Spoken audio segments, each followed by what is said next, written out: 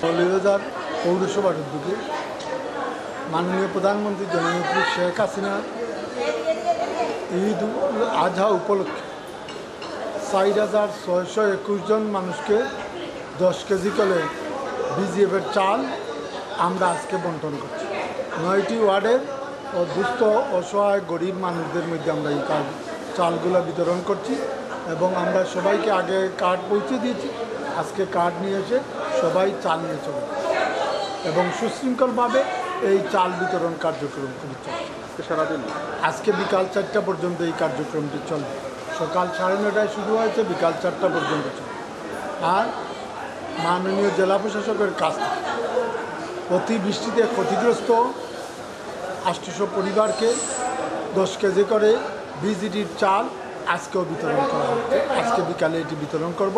১ নম্বর word এবং ৬ নম্বর ওয়ার্ডে অতিবৃষ্টিতে ক্ষতিগ্রস্ত নাগরিকদের মধ্যে বিতরণ করা হবে।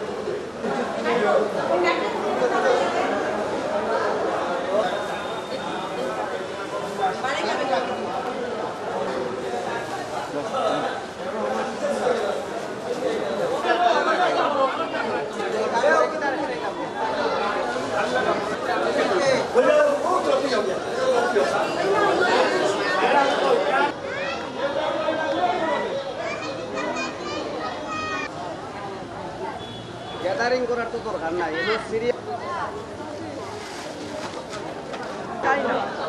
আর